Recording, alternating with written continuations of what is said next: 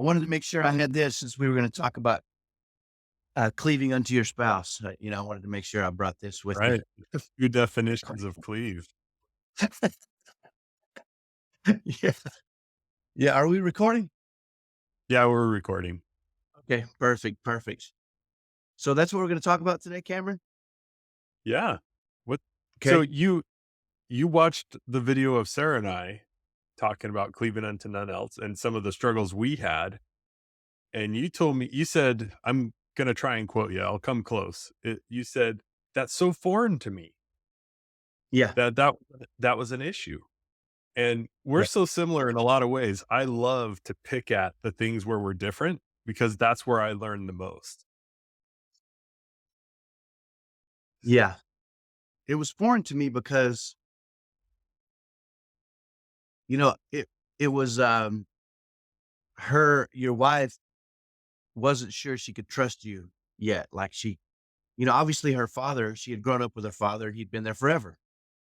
Yep. Right. And through that, you develop trust just because somebody's there, you know? Mhm. But when Shelly and I got married, I'm not sure she had some of those unique hangups. And I'll call them hangups, and maybe that's the wrong word. Again, the disclaimer for this is if we say something that offends you, that's not what we're trying to do at all. We're Right. just trying to be helpful and we might use the right word. Please forgive us, right? Sure. So I don't want to. My wife didn't have those hangups when we got married. It's almost like I don't know. I kind of felt I wasn't I had some issues with my mom, Mhm. but I didn't and so it's interesting. I had some issues with my mom because my mom I had 3 brothers and 1 sister, and we were wild. Growing Okay. up, we were wild. And so my mom would lose her patience, and she would whoop us good. I mean, she would I can name probably 100 things I got whooped with, right? And I took my last whooping at 19 years old, right? So when I started dating, I was looking for a woman who was not I'll call it crazy, right? Okay. I wanted steady, and when I met Shelly, she was the most steady, solid. So when she was good for me because I was more of the crazy one, you know? And Sure. so when we got married, it was like I just loved this girl, right? I was just like, she was what I needed, a stabilizing force in my life. And so when we got married, we didn't have those issues like you're talking about. Most of our issues were she was quietly stubborn, passive aggressive. Okay. And I was aggressive aggressive with my issues. So we kind of had to organize our together that way. But we really made an effort to talk about those things. If we had some conflicts, we would try to figure them out pretty quick, you know? And Yeah. so we didn't go through kind of some of those to me, what you discussed Uh-huh. with your wife initially seemed like silly, like surface level silly. Oh, You know what I'm interesting. saying? But deeply, I mean, Yeah. but frankly, it's not silly because it creates other stuff, right? So even the surface level silly stuff creates can create contention and frustration, and Mhm. that's can become a problem, right? So I understood it. It's interesting. I told my son last night I was going to talk to you about. I always like to ask him what he thinks, right? Uh-huh. About cleaving unto your spouse, and I shared with him your kind How of the long basic. how long has he been married now? It's gotta be He's like been married 4 years? 4 years, yeah, That's awesome. Okay, go ahead. and I kind of share with him the story that you kind of told with your wife about fixing the Mhm. car, and he said that sounds really interesting to me, and I said what? And he said, yeah, maybe it's the way you just described it was interesting. Maybe the way that maybe it didn't connect with him. And I said, "Oh, okay. Well, maybe I'm just way off base." You know? Well okay, so for those who haven't seen that video, my wife when we first got married, we were young. How old were you when you got married, Kyle? I was 25 and she had just turned 20. Okay. So there's a 5-year difference between you and Shelly. Sarah and I Right. have a 2-year difference, and I married her when she was 19. I was 21, Okay. and she had never been out on her own, and she grew up in a home where, she was the youngest of 8 kids. So it was normal for her until all of her siblings left for her to sleep in the same bed as a sibling, like, Little House on the Prairie style. Instead of Sure. it being a bunch of them, it was just, 2. And, so when we first got married, she was used to and com relying upon, her parents, and specifically her dad, who would do things. And as she'd gotten older, she'd watched her older siblings go out into the world and do things. And she was able to just kind of absorb what they would do and in their marriages, how things would work. And she had, just like all of us who aren't exposed to other things, that became normal. Right. And so whether it was a sibling who moved back in to live with her folks, because that was normal. Um, in fact, when we first got married, we lived in the basement apartment of her parents' place. And it was really cool because she was the youngest of 8. So every child who lived there, and I think all but one lived in that apartment, they would do an improvement. So by the time we got there, we had a kitchen and um, you know, I guess there wasn't even a door to the apartment, making it separate. So Yeah. that I can imagine that was a challenge. But anyway, so that's how it was, right? Um, reliant upon her dad, reliant upon her parents. And for me, I wanted us to rely on each other and to cleave unto each other and none else. Right. And it wasn't an instant fix. It wasn't something that immediately took effect for her. And the story I share in the other podcast is when we had a Buick Park Avenue. It was a sweet ride, and it was so awesome. And it needed a brake. It needed its brakes replaced. And I'm not mechanically inclined, but I can read books. Back then, I read books. Now I use the internet. But um, and it was normal for me to go down to the library or go down and buy a book or check out a book and read it on how to do it and then do things. Sure. And I had never done breaks by myself. I probably, held the flashlight from my dad growing up and it was hot. And so I told her I was going to go get the brakes. I was going to go replace the brakes over at my dad's house. And somehow in her mind, because all of the vehicles were all taken care of by a mechanic, her dad would take it out, and our mechanic was awesome. Their mechanic was awesome. We adopted their mechanic, but we couldn't afford a mechanic. We could barely afford to get the brakes changed. So I was going to do it ourselves, and it caused some great anxiety inside for her. And for whatever reason, she started talking to her dad, and she invited her dad to come help me replace the brakes on my car before she even talked to me. And then the mistake that was made was she came out to say, "Hey, would you like some help from my dad?" And I said, "No." So now what is she supposed to do? Call her dad and say, "Don't come?" Right. Yes, that's what she's supposed to do. Because I didn't want dad to come help me. I needed space to figure out things, to discover my own, manhood and replace the brakes on our car. Right. Um, she didn't tell me that she had already talked to her dad. The next thing I knew, her dad showed up. And to me, that was a little bit of a betrayal because I had just told her, "No, I don't need any help."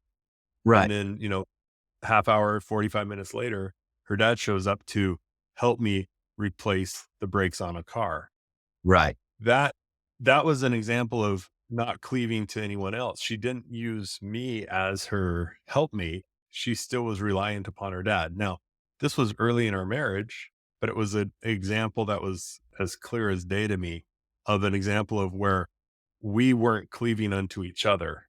We were still cleaving upon others first. So, And and and I that was I I told think her. that's a great example. When I talked to my son about it, he said, "Oh, that's a good example." And I was like, "Oh, well, I guess maybe I'm just jacked here," right? Because it but I think what you're describing here is there's a transition period, right? Mhm. For and there's probably a transition period for both of us, right? Because I know I've talked to there were times when my wife would come to me and say, "Hey, could you talk to this guy?" She's got a girlfriend and her husband is a mama's boy. And I'm like, "No, I'm not talking to the guy." And she's like, Yeah. "What?" I'm like, "That that's not my stewardship. That's not my deal. That and why is she talking to you about that?" First of all, that sounds like something she needs to figure out with her husband, right? And it Right. and it and I think a lot of times we we come into these relationships with different we'll call it baggage. It's good Sure. and bad stuff. It's different stuff, right? And we don't know Mhm. you can't know everything about who you marry. So you don't know what Mm, they're bringing in till they bring it in, right? And right. I think a lot of what we're talking about is just starting with an open line of communication and trying to understand what people are bringing in, right? Now, Yeah. the way we handle it is the interesting part, right? Because when you use the word Mhm. for for a brake job, it sounds like you're being super dramatic to me, right? It's a brake job. It's not, Interesting. but I understand what you're saying, right? I get it in its essence. Is there Yeah. another word that I could use instead of betrayal? Because for Well, me, it's I you were can't think of another you word. you were probably a little hurt that she didn't come to you first, right? I mean, Well, that I was mad. okay. So maybe Well, that is primary just emotion was hurt. A secondary emotion, I was yeah. ticked off Well, I that think I that's was having to deal with another person trying to do this brake job after I told her I didn't want help. yeah, I think that's what men do though. We take hurt and make it anger because hurt is not Okay. masculine a lot of times, right? All right. It's not it's natural for us to go to anger when we get hurt, right? Sure. But yeah, so when you use the word betrayal, I'm thinking betrayal sounds so it sounds harsh, boy. I'm like, she was just trying to help. My perspective Oh, is interesting. but Okay. yeah, I get what you're saying. And I So think when too, it probably comes I'm still from trying to go ahead. it probably comes from there were probably other little things that happened that got you to that word, right? That got you there because Well, maybe is she there was a minor relying word for when someone does something against your own wishes and you're supposed to be a partnership I don't know together? that there's a great word for it. I'm trying to think I'm gonna of Google it. that's not a bad idea. Yeah, because if I were to use the word betrayal with Shelly, I don't know that that's a word I would ever try to use with my wife ever right now. And I don't, and again, it has this connotation of something deeper, but I think you know, words are powerful, right? Yeah. And and personally, if I'm doing the brakes and my father-in-law isn't mechanical, so that wouldn't have happened. But had she said, "Do you need help?" And I said, "No, I got it." And then her dad showed up, I personally probably would have said, "She's just probably trying to get me help because I don't maybe I'm not perfect in this situation." It wouldn't have affected me the same way. Okay. However, So it might be something different, right? I mean, there's different circumstances. I Googled it and disloyal is the other word. I Yeah, that sounds To me, pretty hard. disloyal is harsher than betrayal. Mhm. So that's Yeah. funny. For just so you know, for me, it just was another example of where I was not worthy of her trust See that in now her you eyes. just said a word there, another example. Mhm. That word means a lot, right? Because at some Yeah. point, she had done some other things that had given you this impression, right? Whereas I w do It wasn't one story in the yeah, first yeah. 6 years of our marriage. Right, This right, was this was a struggle for us to come together and only cleave unto each other and none else. This was right, an ongoing issue. So right. for me, I just use that as an example Yeah. of an overlying, theme, which was in our marriage, one of the hardest things was me not feeling worthy of her trust because of the actions that showed her that she didn't trust me. Yeah. And that break example, she didn't trust me that I would do it, that I would do it in a way that was safe. So, and because she didn't trust me, and maybe she did trust me, but she trusted her dad more.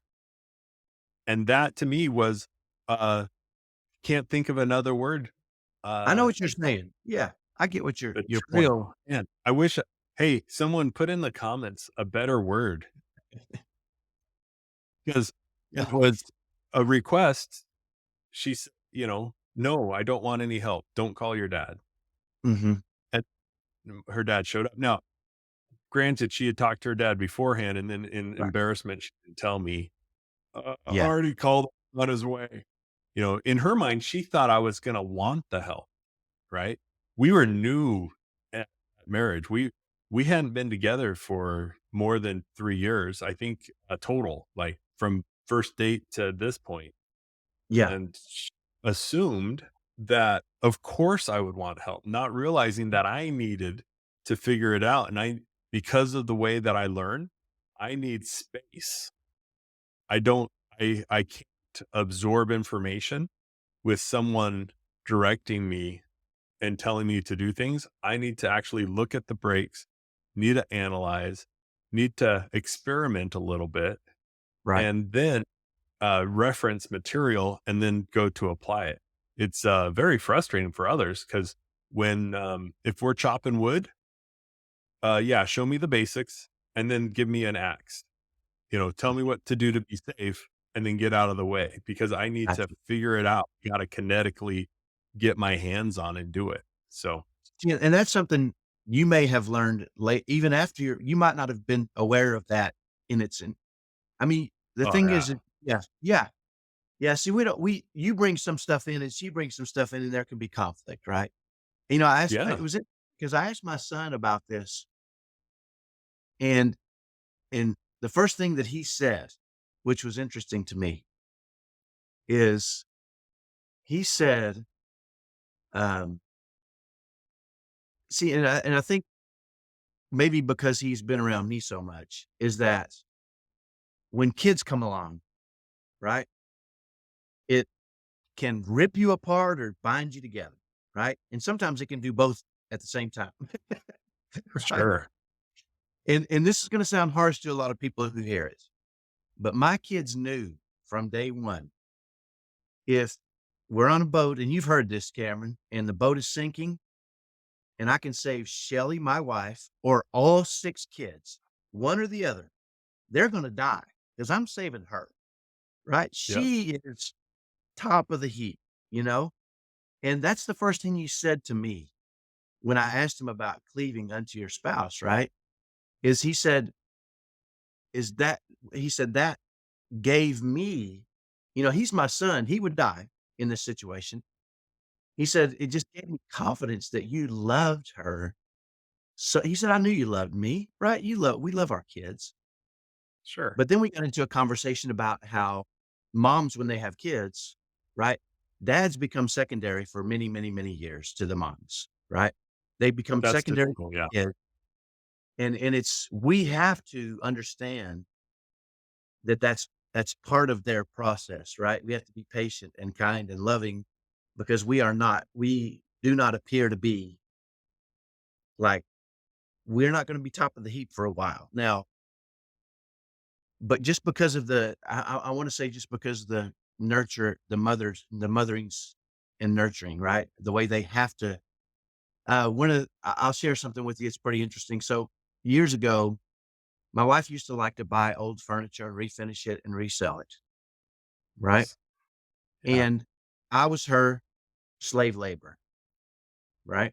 Which it didn't take me long to realize it made her happy, right? And it kept me busy, hmm, and I wanted her happy, and I probably needed to stay busy, you know? And so I would be out there sanding and painting, and she would come out and she would just light up, right? I would say, what are you gonna do with this?" She'd say, "I'm gonna sand it down and paint it," and I would say, "Oh, well, I know how to sand," right? And I would just Saturday mornings, I would get up and go sand, and it would light her up, right? And I knew that, and that was kind of what I wanted, like, and the more I served her, the more the more you serve somebody, the more you love them. It's just natural for that to happen. Well, she had a show coming up that she was gonna do, and she had a bunch of furniture, and I needed help. And so at the time, I think Alec and Zach were maybe 15 and 13, teenagers, right? Years where they're turning into men and they want to do Right. their thing and be men, right?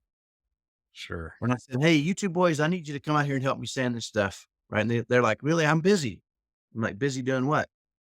"Well, I'm reading this book and I'm playing a video game, you know?" I said, "Well, that's not busy. Just come out and help me. Give me an hour or 2 and it'll be wonderful." So we went outside and I remember I was sanding with my boys and, they put up a battle. They didn't want to, right?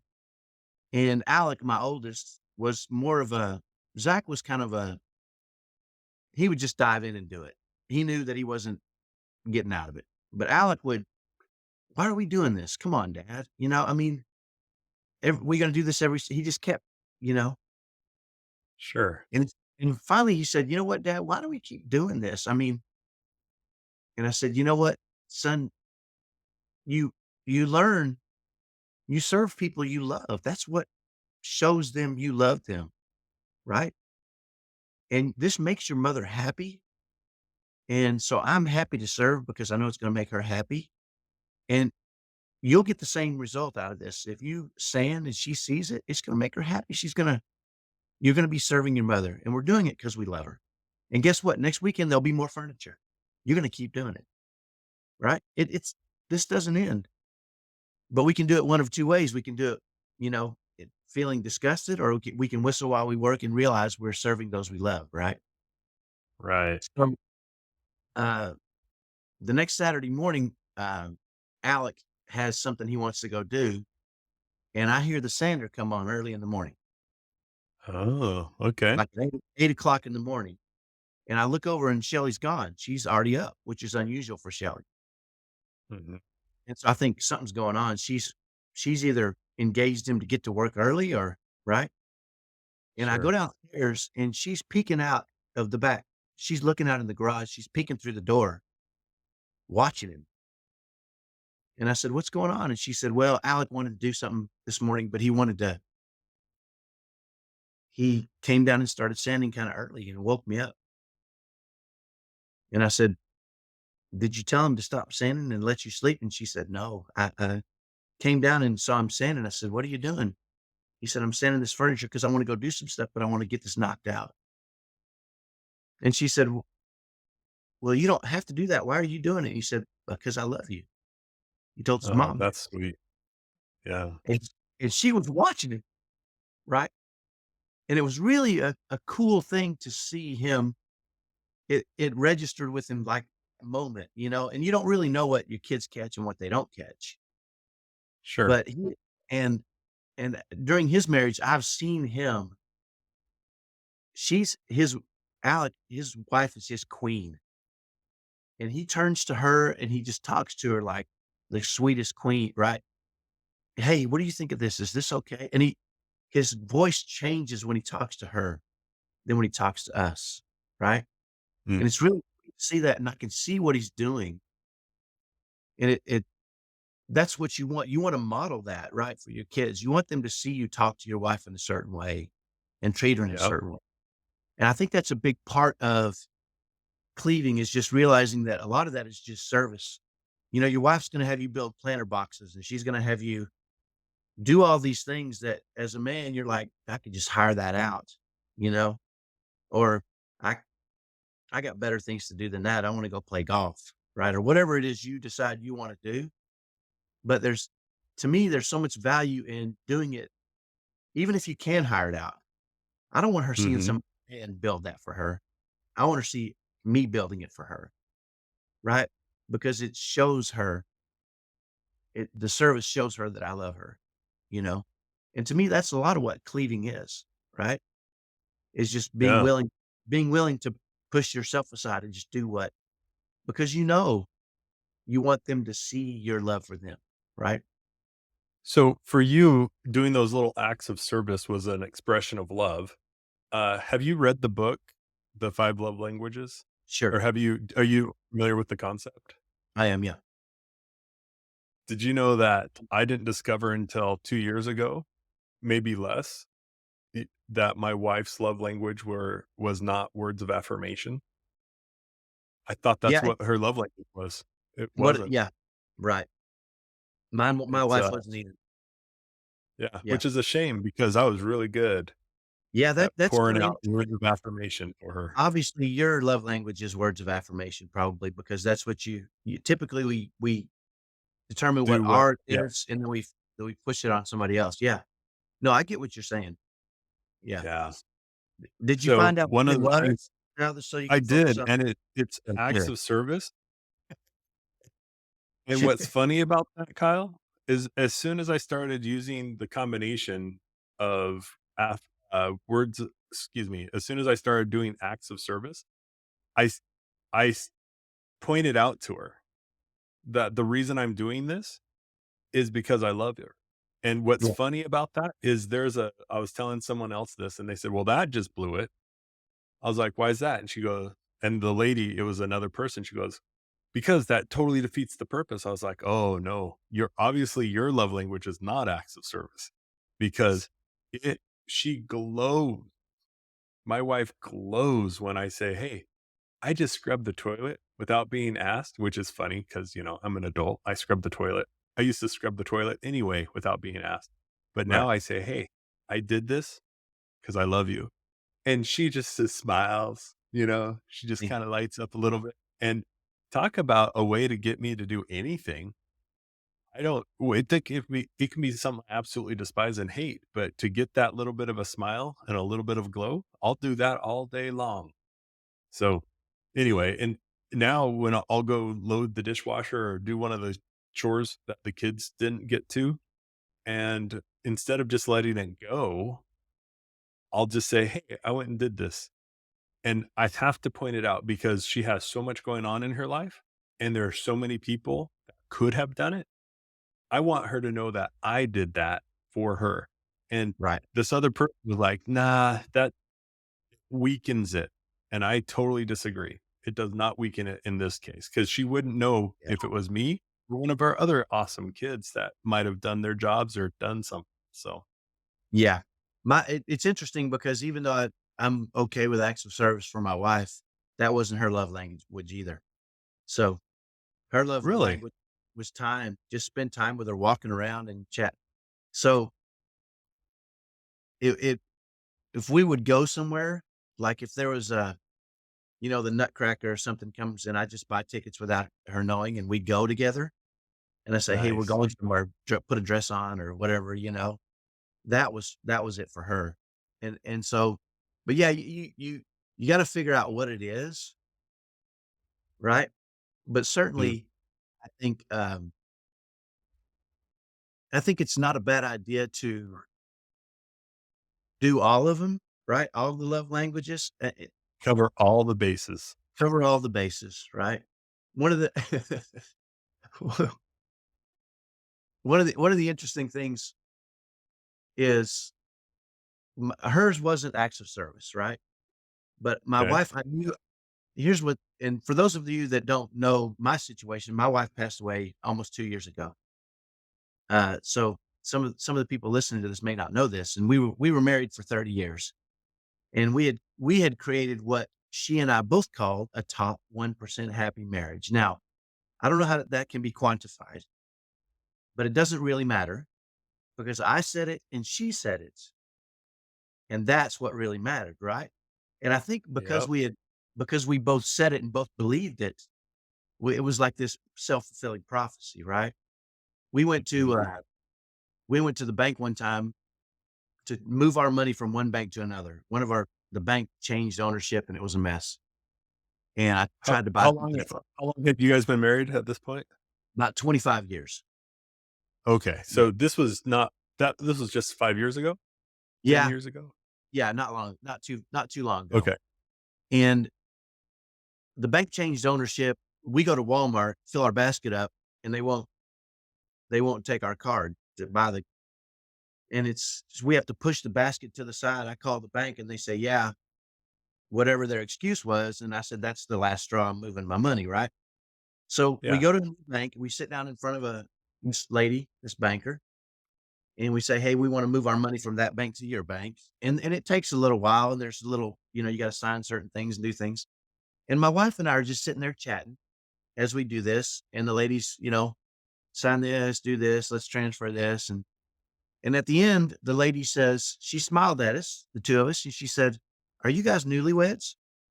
And my wife, Shelly, started laughing, and Yeah. she said, "No, we've been married 25 years."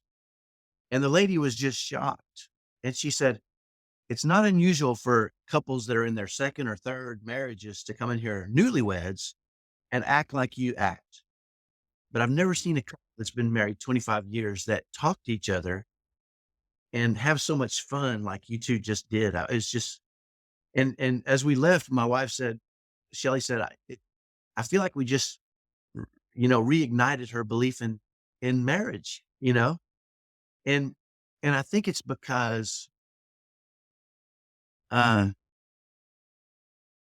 first of all, she knew she was number 1, right? Mhm.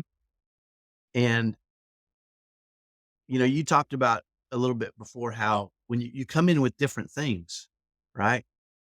Yeah. And I'll share one other experience with you, um, that illustrates that my wife came into things I didn't even know with things I didn't know about. My wife was more, uh I had to work to get her to share intimate things like details, right? She was passive and kinda shy, and, it Mhm. it took her time to really let me see her completely. You know what I'm saying? And so one night we had been married about 20 years, and we used to go into our room and we would pray together at the end of the bed, which, by the way, that's really helpful if you want to develop a beautiful relationship together, right? Pray together Yeah. over kids and over each other and over your situation and over finances and over right? And we would sit at the end of the bed and just talk about what are some of the things that we should probably focus on and pray about, right? And then we would pray together. And we stood up from praying together and we sat down in the bed and we were just kinda I think I was about to grab a book and read for a few minutes because it usually makes me tired. And my wife, Shelly, turned to me and she said, "You really love me, don't you?" Hmm. And I said, 20 in my years. mind, I said, "What? We've been married 20 years. We got 6 kids. I mean, I live for you, right? I work for you. Mhm. Everything I didn't say this, but I was thinking it." And I said, "Of course, right? Of course." And she was tearing up, right? And it kinda made me a little upset that she didn't even know that until now. How could you Yeah. question? This is all going through my mind, but I'm not saying anything. I realize sometimes it's better to just be kinda quiet, you know? Sure. But and over the next couple of days, the more I thought about it, the more I realized it took my wife 20 years. I don't know, maybe she had some insecurities. Maybe there was things that she was figuring out, right? But now she knew, right? And what a wonderful thing that was for her to now absolutely know. Know it. Yeah. M and what Not I'm just saying conceptually, but to have it be part of her now that she can what identifies her is an external someone loves her externally beyond her. Regardless of how she feels about herself, she knows that her husband loves her. That's yeah, really neat. and what the cool thing about it is and what I'm suggesting here is many of us men, we can pour our hearts and souls into our women, Yeah. and we don't know, right? What they come into it with. We don't know their insecurities. We don't know all that stuff. That's right. We don't know, right? So sometimes it just takes time. You just got to do the right things, simple right things on a consistent basis, apologize, be kind, and eventually, hopefully, you know, I had never done Mhm. anything to make her think I was anything other than a hard working, we obviously marriages are hard and you have conflict and you go through all the same things everybody does, but there'd Sure. never been any infidelity or anything that would make her challenge that assumption, right? And so Yeah.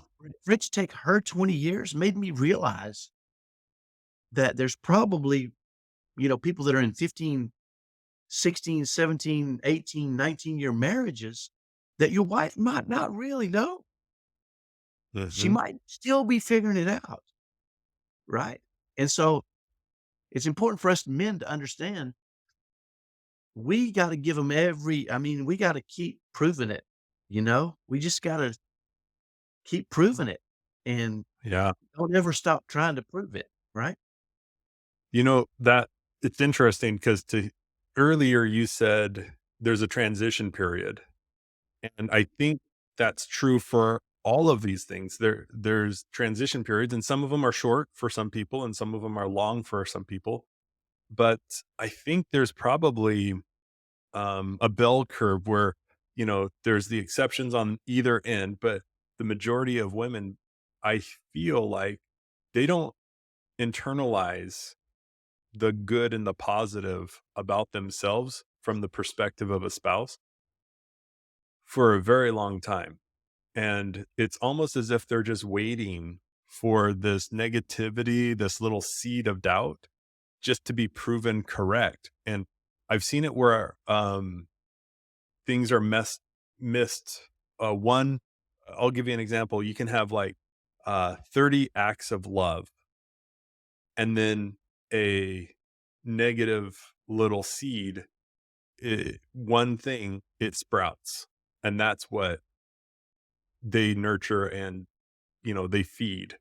And I say they because my wife has worked hard to not do that purposefully, but it's kind of a warning to husbands to be gentle with your spouse because if even if your spouse fights back and you have words of contention, you better choose your words to not be digging at them. Make it make your words going towards something else. Sorry, I'm thinking of examples that I'm not allowed to share because it's not my story. But I will say this: another word that I'm going to replace betrayal with is let down. Yeah, there you go. That's much better. That's much better, I feel like. At least for me. Maybe other people are okay with betrayal, but betrayal seems so harsh. Oh my gosh. It's Right. just yeah, And so for me, and you know what? That was the word that came to my mind. Betrayal yeah, wasn't a permanent thing though, but if you look yeah, into the definition and how it's used historically in language, it's a betrayal ends relationships, and that's not the word I was trying that's not the meaning I was trying to use. But let down, that phrase of being let down, that was just another bump in this long road we call marriage. So, I'll yeah. use that one from now on, and I I appreciate you like calling I me out on. I like that so much better. Because there is betrayal in marriage, and when you hear somebody say, "There was some betrayal in my marriage," you're like, "Oh, that ruined it," right? It almost makes you jump there Yeah, immediately, right? Because betrayal just seems so that's harsh. true. Yeah, So and what's funny is I understood what you were saying, but I couldn't come up with another word yeah. because it hurt so bad. It You're a big sissy, you're that right. that says more about me than it does about my wife. I will you know what? Here's one of the things that as I was thinking about this subject, and, for those of you who don't know, Cameron will throw a subject out, and we think about it during the week, right? It crosses up because we wanna come a little bit prepared, right? I had an experience, um, when that changed me as a man, and I think I'm not gonna say it saved my marriage, but I can tell you it dramatically changed my marriage for the better, and Okay, so I wanna share it because I think it can be helpful, right? So, for men specifically, and So when my wife and I had 4 sons, and we had stopped. After 4 sons, my wife said, "That's it. I'm just gonna be the mother of boys." Right? And I said, "Okay." Right? Because we had boy after boy after boy, and we were trying for a girl every time. If we'd had a boy and a girl, we might have stopped. I don't know. Right? So after 4 boys, we stopped, and 6 years later, my wife came to me, and she said, "We need to try one more time for a girl. Can we pray about it?" And I said, "Let's pray about it, because I mean, we got kids now that are my youngest is 6, he's about to go into elementary, that changes things, right? Now you don't have babies around, Yeah. it's like freeing a little bit, right? Freedom. Yeah, and we prayed about it, and didn't take long for us to realize we should try again to have a girl, Yeah. right? Well, she ended up getting pregnant with twins. This really scared me because I thought if I have 2 more boys, she's gonna kill me, right? But one of them ended up being a girl, which is fantastic. I have twins that are 1 boy and 1 girl. They're now 15. So this is 15 years ago. And so she gets pregnant with the twins, and shortly after, about, I don't know, 6 weeks into the pregnancy, I have this intuition, right? A thought crosses my mind Okay. that Shelly's going to die in childbirth. Uh, And ooh, I know, well, all thoughts cross my mind all the time. And I'm sure. really good at pushing them out and saying that ain't right. I'm really good at that. But if it keeps coming back, I start to pay attention. I feel like I have divine guidance. I like to think I have God on my side to help me, right? And so when it kept coming back, it scared me, and it got kind of real, right? And I started to get a little nervous. Well, with 6 months left, they put her on full bed rest. What? At how many months? She had 6 months left. So after 3 months of being pregnant, they put her on Oh, bed rest. She was not allowed to whoa. do anything, right? Whoa. In Okay. my mind, this was a check mark. I'm gonna Yep. lose my wife in childbirth, right? Yeah. Well, I'm getting scared now, and I think, "Who Yeah. can I can't tell anybody. I can't tell her. I can't." So I get serious about this. I start praying, "This can't be right. Comfort me. Let me know that I'm just off my rocker." And Yeah.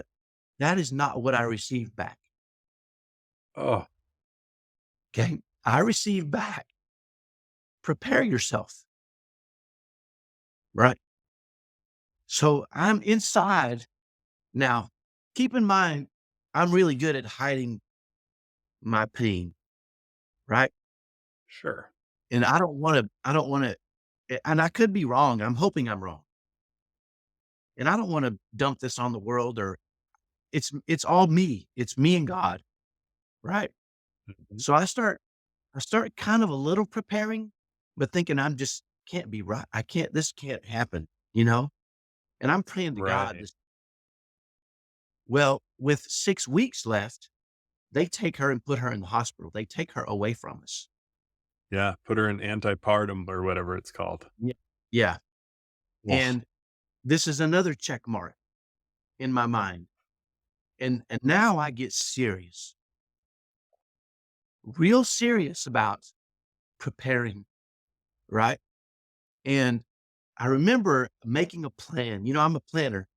If I'm gonna Yep. raise 6 kids on my own, I better have a plan. This can't be I can't wing it, you know?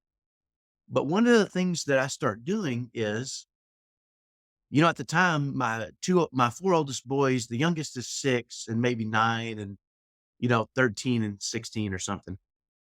So, she's in the hospital, and I want my sons to know her. As if she's gonna leave, I want to spend as much time as possible with her. I want them to know her right? And so Yeah. I create this habit. I wake up in the morning, I get all the kids ready, I take them to school, I go to work. At lunchtime, I go take my wife Shelly lunch and spend an hour with her. I go back home or I go back to work. I work till the kids get out of school. I go pick them up from school. We go home and we immediately go over to see her. And this is every day, right? Yeah. On the weekends, we wake up, we take her breakfast, we hang out with her all day. And while we're there, I'm asking her all questions about her childhood, about the kids are learning all these great Yeah. about her, right? And and I'm doing this because I want them to know her deeply, right? Yep. And I'm doing it, and I s something interesting happens to me. I start doing these things in a spirit of love so deeply because I love her so deeply. Yeah. It's all about I don't even care about the work. I don't care about taking care of all the kids by myself and cooking dinner, and I don't care about any of that stuff, right? I don't care about having to take the kids to school and pick them up and go to work and go back to see her. And I realize with about with about 2 weeks left, right? She's scheduled to have the babies. With about 2 weeks left, I'm working and I work for my brother at the time. His name's Craig.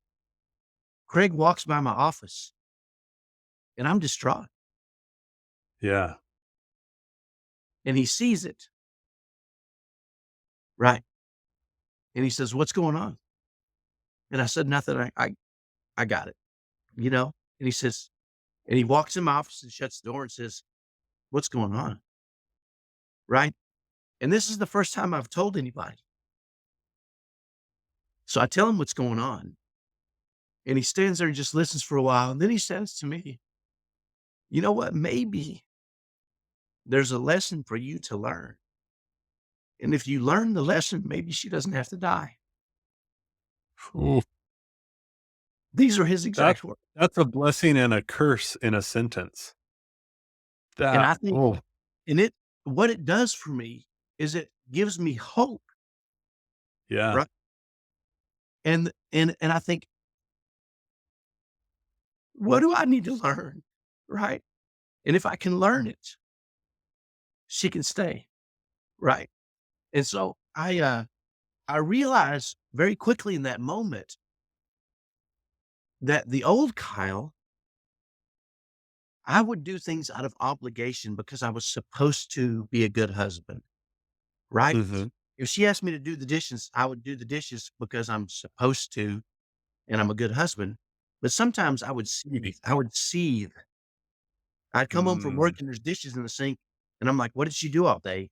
I mean, why is there so many dishes in the sink? And she would say, "Could you do those for me?" And I would say, "Sure." And I would do them, but I wouldn't do them in a spirit of love. I would do them because I'm supposed to be a good husband, right? Well, what I realized is during this event and having to take my kids up there, I was doing things not out of obligation. I was doing things out of pure love for her, right? hmm, And I thought, you know what? Maybe I need to stop doing things out of obligation because I want to be a good husband. And I need to do things because I flat out love her. Maybe I'm maybe I'm doing things in the wrong spirit, and that maybe is the lesson I need to learn, right?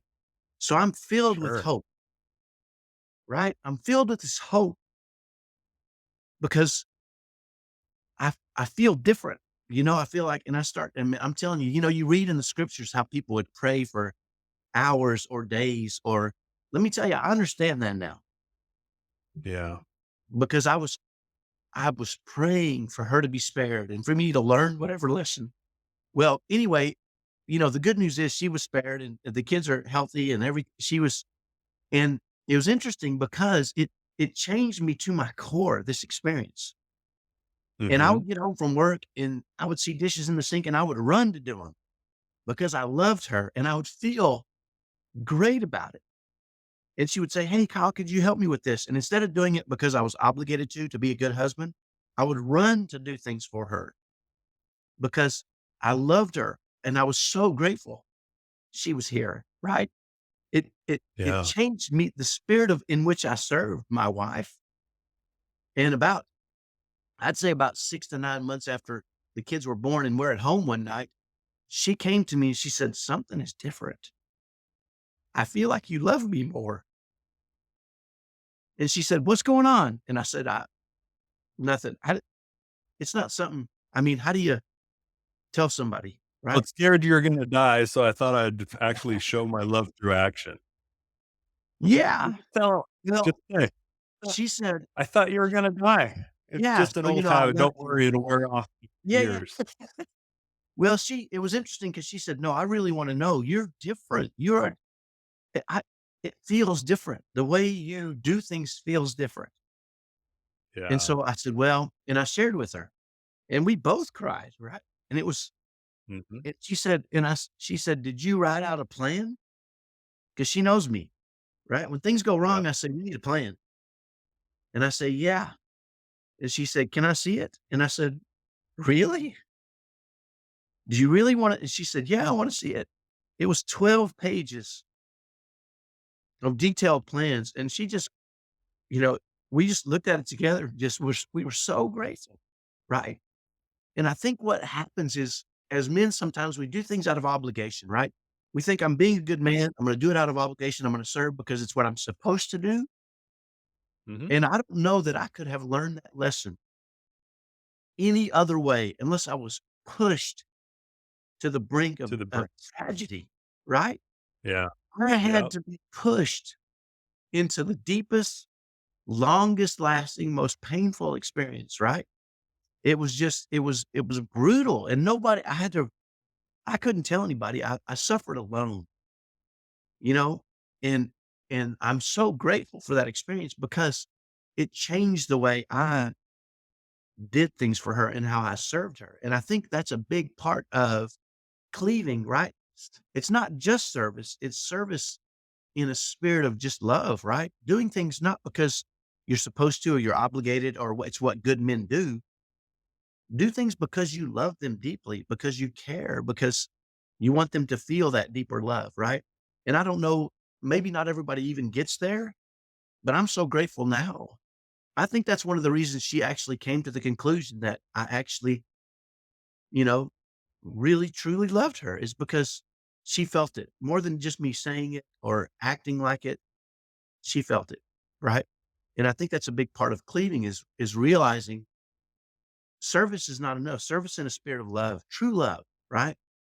But just Mhm. because you love them is such a powerful way to connect with your spouse. So, I love that story, Kyle, and I'm gonna say 3 or 4 things about it. Number 1, your brother was very brave. Craig, saying that, that's a curse. Because saying that, "Hey, maybe you have the ability to prevent the death of your spouse by changing," and then if she had passed away, that's crazy. So, good on your brother for being bold enough to plant the seed, and good for you to be able to get hope out of that instead of dread. Because you know where my mind would have gone? "Oh, crap. This is up to me? Ugh."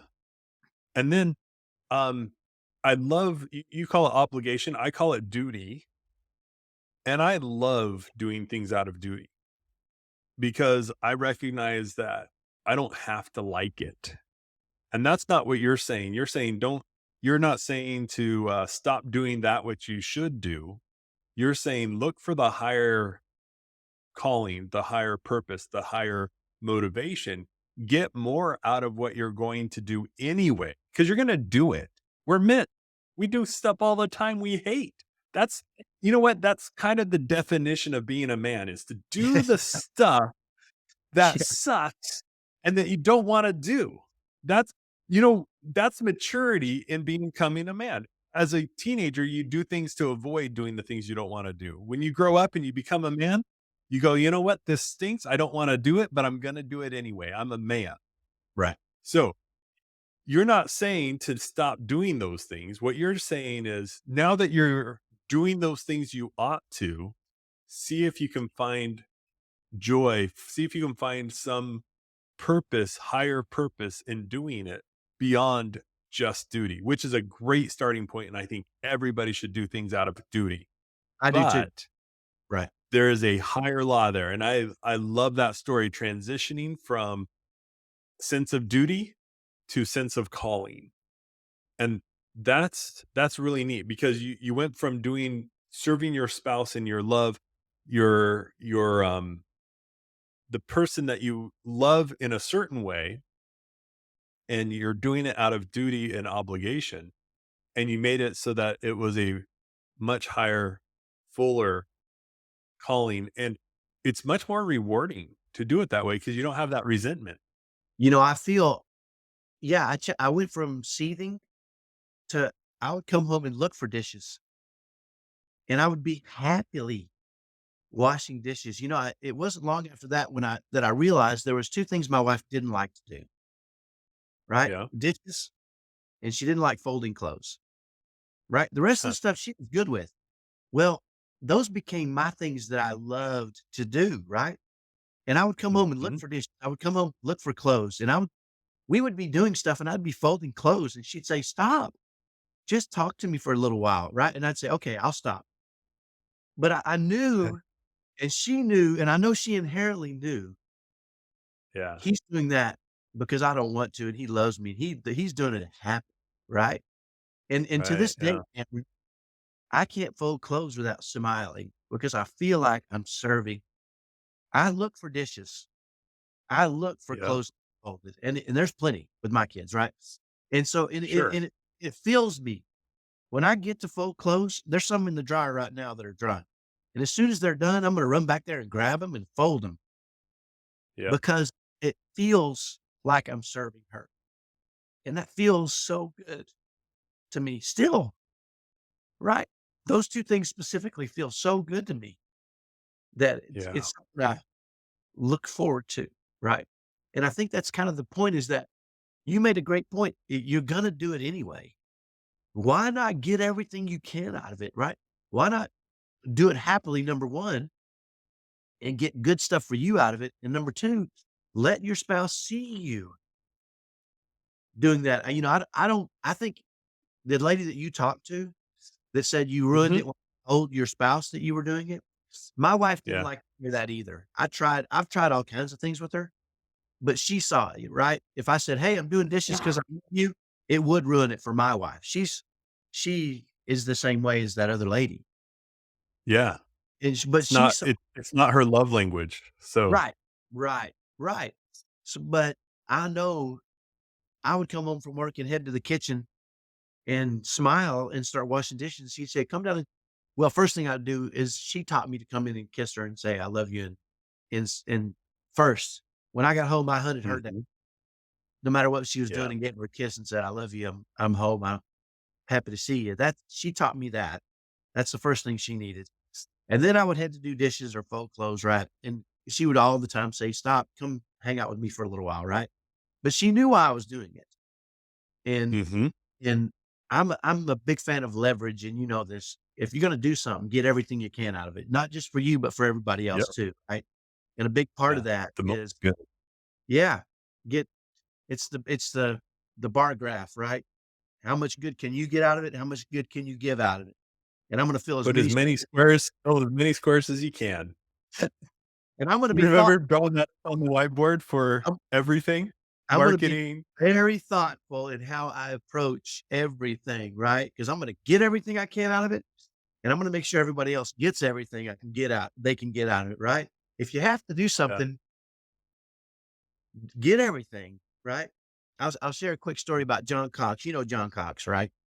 Oh, yeah, I love Hopefully John. his hopefully his We wife should doesn't get watch. him on one of these calls. Yeah, he's a great That would dude. be fun. So Okay, anyway, go ahead. he came to me one day at work. He used to work for me, and he said, "Hey, Kyle, my wife is going to the doctor's." His wife was pregnant; she was going to have a baby, and he said she wants me to show up at the sonogram with her. But I told her I might not be able to. But she already has a babysitter, so if I can, it's okay. But if it's okay with you, can I go?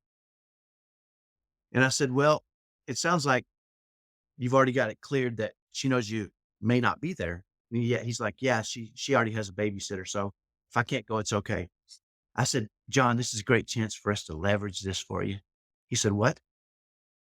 I said, "Here's what you wanna do. Tell her you'll try to be there, but don't tell her for sure. You already got a babysitter?" He's like, "Yeah." I'm like, "Perfect." I said, "What I want you to do is meet her there. Tell her you might not be able to go there, but meet her there and go get flowers on the way. So show up to the sonogram before she goes in to meet the doctor and have flowers." And he's like, "What?"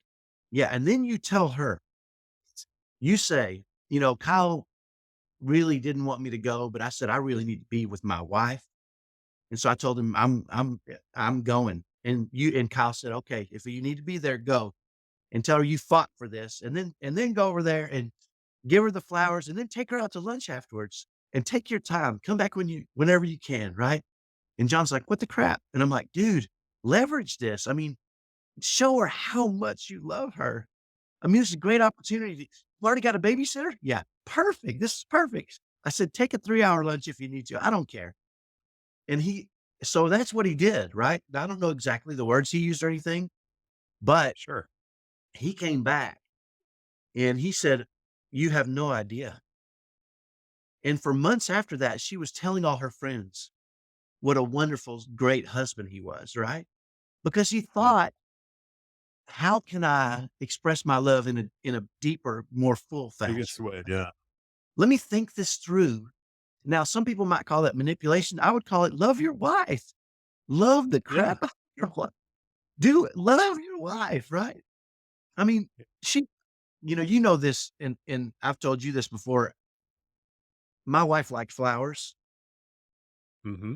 and I would go to the florist in December of every year and fill out 12 cards, and I would give them my credit card, and I would say, "Every day next year on a certain day of the month, I don't care what day it is, I want you to deliver $35 worth of flowers to my wife with one of these 12 cards. I don't care what day it is, but all next year, once a month, she should get flowers from you. Here's my credit card on file.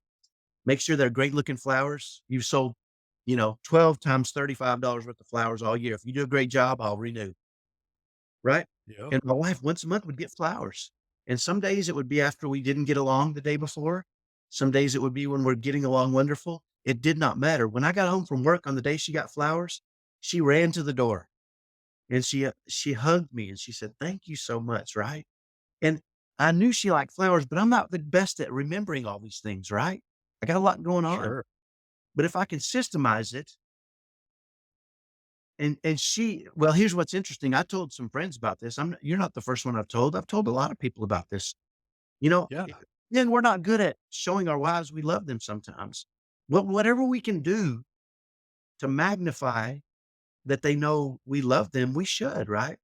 And I told a buddy of mine, and he told his wife, and his wife didn't like it. She thought it was manipulative. So she went and told my wife. And I came home one day and my wife said, "Hey, I just heard something interesting." And I said, "What's that?" And she said, "I heard that you don't actually buy flowers once a month. You get them delivered. You kind of do it more systematically." And I said to her, "Who are you going to believe? The man that loads or some stranger that obviously is not looking out for you?" And she smiled, the biggest smile you've ever seen. And I You think knew she knew it exactly. was true. She knew it was Absolutely. true and she did not care. Right? Yeah. She wanted those flowers. She loved them. She knew I loved her. She did not challenge me on it. She did not say, "Tell me the truth," right? She just smiled because she realized I was doing that out of love, right? Call it whatever you Mhm. want. She knew that I wasn't the best at it, at being romantic. And it was my attempt, right? And we never had that Mhm. again. And it, it was interesting. The month after she passed away, guess what showed up? Flowers for Shelly. Oh, They were still coming, yeah. right? And Yeah. and it's interesting how y as men, we gotta think about it, right? Our wives shouldn't be an afterthought. Our wives should be the thought. We should take some Mhm. time and plan out and map out and meet their needs on the highest level we possibly can. And if we'll do that, that is cleaving, and they'll feel it, and they'll reciprocate, right? They just wanna feel it, I mean, and they'll reciprocate. So on that note, um, I think it's important to allow grace for our spouse to not reciprocate. And because otherwise you get into the realm of I do this for you, you should do this for me. Yeah, And that's not out of duty, that's not out of love, that's out of I'm trying to get something from you. right. And there's I love this quote from Ether. Now I'm looking. It says, "If men come unto me, I will show unto them their weaknesses. I give unto men weaknesses that they may be humble. And my grace is sufficient for all men that humble themselves before me." And then this is the key thing. If they humble themselves before me and have faith in me, then I will make weak things become strong unto them. And doing things out of duty, I think, is kind of the weaker side, right? The obligation. And then by changing that and making it a sense of love, you'll find ways to get the most out of it. And your flowers analogy, yeah, manipulation is one way to call it. You can also call it engineering a happy Yeah, marriage. there you Eh, go, there you go. Architecting it out. I'm putting in, hey, the requirements are this for safety, and this is what I'm going to do. So Sure. call it what you want. Manipulation, love I engineering. love I engineering. I'm gonna prefer. start using that, engineering. Engineering Yeah, romance. That's what I'm gonna do. there you go. That's a great way to say it. Yeah, So I agree with you. Um, I it's in the same vein as you got to know your spouse, and for my spouse, the fact that I tell her that I'm doing this because I love you, yeah, that makes it better. yeah, If it didn't make it better, I wouldn't do it. right. So if if someone's listening to this and they start telling their spouse, "I'm doing these things for you," that might come off really bad, right? Test. Yes. Whew, Yeah, yeah, that's on something minor and see what the reaction is. right. And don't go off of the first test. Go off Yeah, of, do it spread out, doing things minor, see what the reaction is. Get a sample size of at least 5 or 10 yeah. before you are doing it all the time. For me, doing it when I do something for her and I point it out, she's grateful because she would not have noticed, Yeah, and she wants to notice.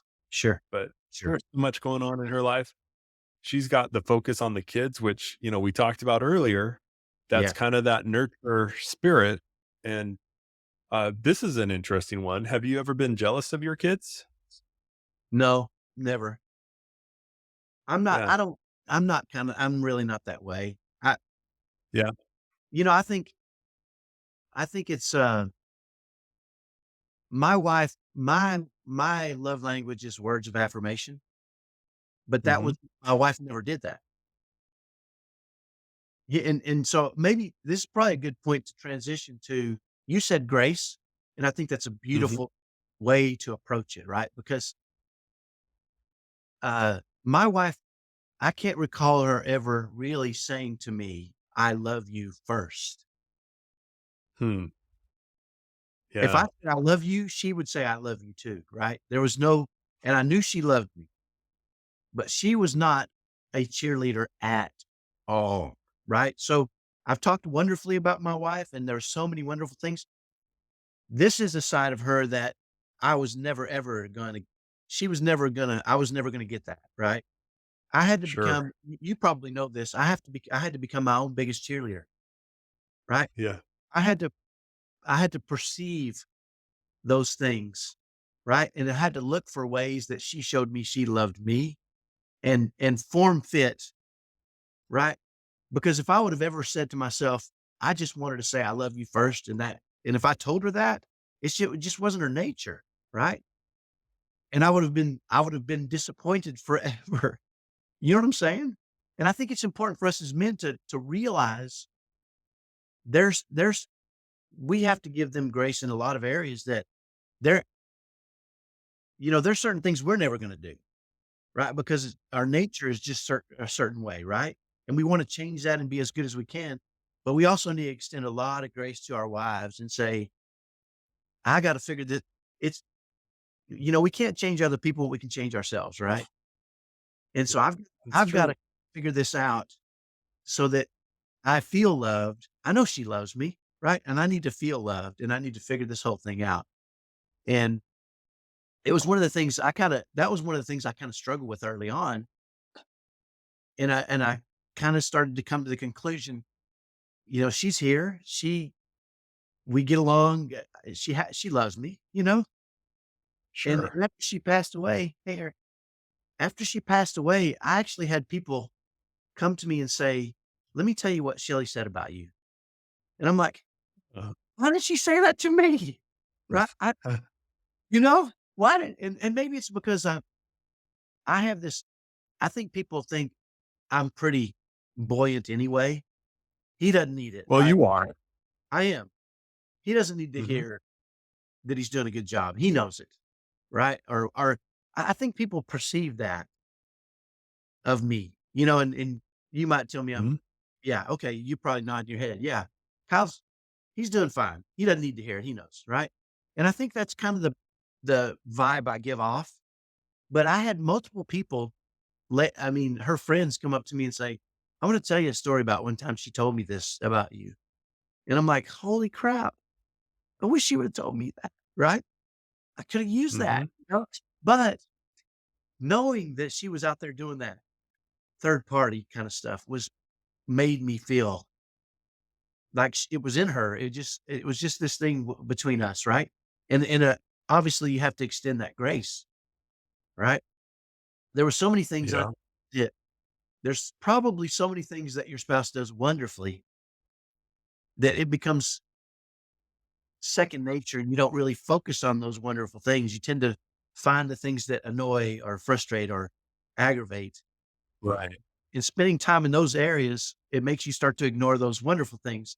And I guess I just was always I had this cognitive confirmation bias that said my wife was wonderful. And I was always looking for and always finding, right? And that's what I Yeah, tended to that's yeah. on more than anything, right? And I think that's a big reason why we had that kind of relationship. I'll tell you one funny story. I was never the jealous type, and Mhm. my wife wasn't either, right? And I'm super friendly. So when we're in the Mhm. cashier line, we're checking out, I would chat people up, the cashier. I would say, "How you doing?" "Good." And we would leave and she'd say, "You know that that lady thinks you're flirting with her." And I would say, "What? I I'm just being friendly." And she would say, "I know." And I would say, "Should I stop? Is that bad?" She's like, "No, no, don't worry about it." So I knew she wasn't jealous, right? She had no jealousy in her. Sure. And she would say to me, "That's a handsome fellow over there," right? And it didn't bother me. We would just talk to each other. Well, I remember one time we were in Walmart and I saw a lady across Walmart and I said, "Oh, that's a pretty lady over there," right? And my wife looked and she said, "You know what you're doing, don't you?" And I said, "What am I doing?" And she said, "Look at her." She said, "She's fair skinned. It looks like from here she might have blue or green eyes. She's a brunette. She looks just like me." Hmm. She Yeah. said, "You always do that. Everybody that you point out as being pretty, they look like me." And I said, Mhm. "I didn't even realize that." I've come to this conclusion that I'm your picture of beauty. And when you see other people that look like me, and I think it's because I had focused so much on her becoming mine, right? I wanted that. I Yep. want her to be, I want to cleave to her. I want her to be my picture of beauty. I want her to be my picture of Yeah. feminine. I want her to be my picture of wonderful, right? So I'm looking for and finding those things in her. And I think when we start to do that, that really is cleaving, right? That draws us closer and they feel that. And I think it's Yeah. not an idea. Women, you want to make your man happy? You want to make your man work hard for you? Let me give you a little secret. Tell him you make me happy and watch what he Mm. watch. If you walk up to your man and you say, "I want you to know you make me happy. I know you work hard for me. You work hard for our kids." Whatever it is he does that's good, call it out and say that Mhm. happy. Your man will do anything to make you happy. It's when he thinks he can't make you happy, he stops trying. Yeah. That's our And nature. he doesn't just stop trying, he actually will withdraw because it's painful to expend energy without any reward. And so we will start to withdraw. And if your man is withdrawing, you can suck him back in. You can do it quickly, simple. And the stereotype is be physically intimate with him. That, yes, that can help. But it's whatever that love language is for him, whether it's a word of affirmation saying, "Hey, you fulfill me. You cause sensations in my heart that I can't get from anywhere else." That's really neat. Um, or it could be making maybe it's his favorite dinner and say, "Hey, I know how much you love this. I'm doing this, right? Here's your Yeah. favorite dinner." Whatever it is that's meaningful to them, you can suck them back. And Most men, I've never met a man that if you tell him, "I'm doing this because I love you and you make me happy," I've never met a man that says, "You've ruined that." Men that's will right. eat that crap. I mean, you can capture your man so quickly if you just say, yeah, I think Cameron, I remember I called you one time. Remember this? I called you and said, "Hey, go ask your wife if she makes you happy." Right? Because Yeah. you remember this? So I I was talking, kinda do, yeah. yeah, I was talking to a friend of mine, and we were talking about this subject. All men want to do is make their women happy. That's what we want to do. And if we're making you happy, we're good. The problem is way too many women are afraid to say that. It seems, right? I went to my wife one time and I said, "Hey, do I make you happy?" And she said, "What do you mean?" And I said, "Do I make you happy?" And she said, "Is this a trick question?" I said, "Eh, right." And I said, "I just want to know."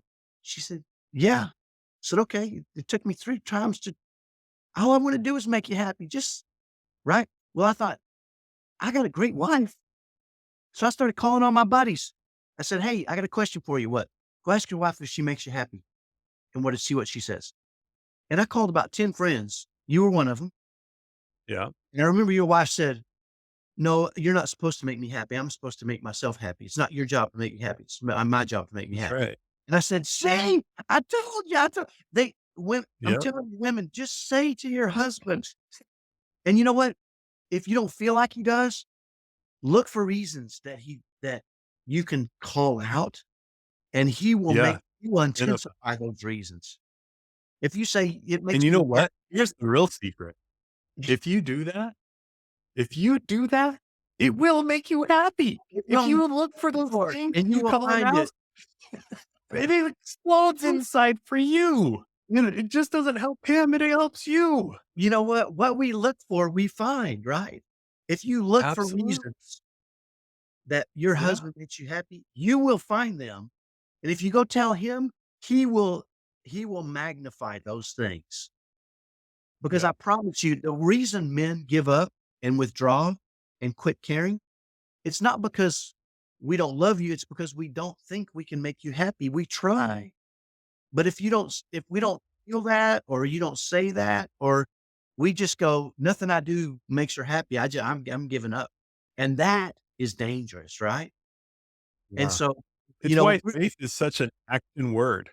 If you that faith causes action, right? The reason people say, "Hey, if you just have the faith of a mustard seed, you can move a mountain." Well, it's yeah, because when you look at the mountain, you go, "Well, I can't." So you don't even try. But right. if you think you can impact your wife in a positive, honest to goodness manner, if you think you can, then there's less barriers to prevent you from trying. And most men will likely try because we want to make you happy. That's the whole reason we got into the marriage together was to be able to be in a happy relationship with Yeah, someone else where we can be the best that we can and have the greatest good outcome with someone else where we cause some action that leads to the emotion of happiness if you can't stand to be made to be happy because you're supposed to be happy yourself. Then by right. golly, just eat the words if you need to and allow us to have an influence or have contributed to your joy and happiness. If we're not gonna make you happy, at least let us contribute. Let us My contribute. goodness. We want to. I promise we want to. We want to so Yeah. bad. You know what? Let me tell you what a man loves. A man loves when he Okay. walks into a room with his wife and she's smiling. It doesn't matter what she even looks like.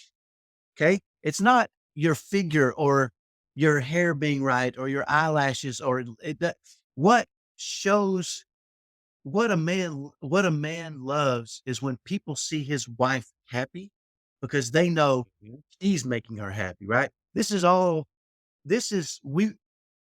loved going places with my wife because she Yeah. would smile at everybody and she would engage people and people she connected with people and they saw her happiness.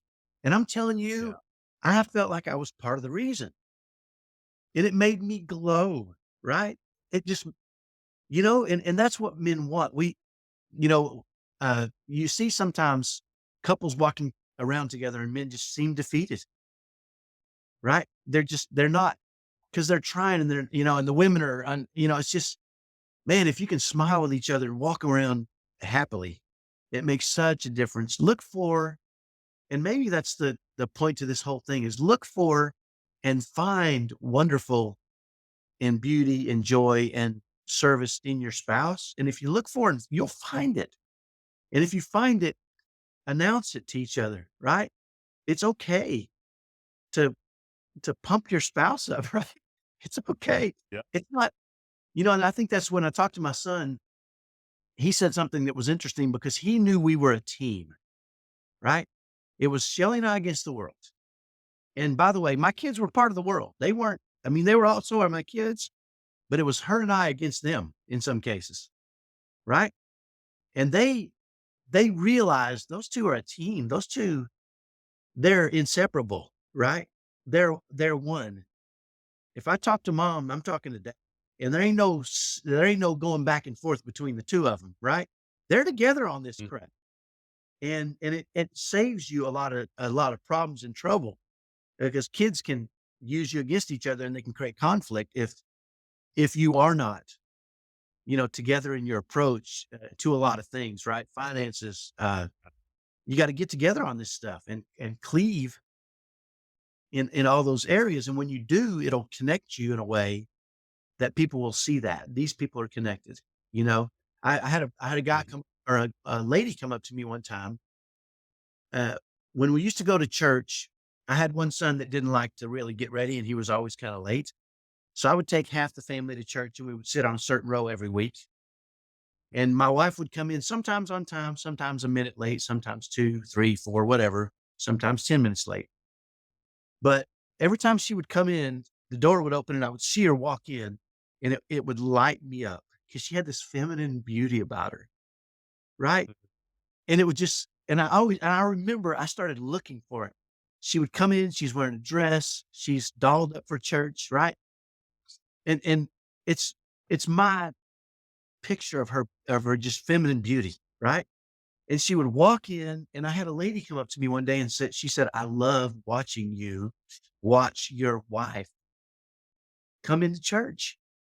And I said, "What?" And she said, "Yeah, I sit where I can see you."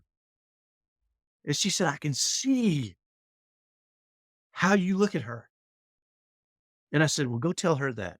I pulled this, and so she did, right? But I know I knew I was doing it, but I didn't really, it wasn't kind of conscious, you know. Sure.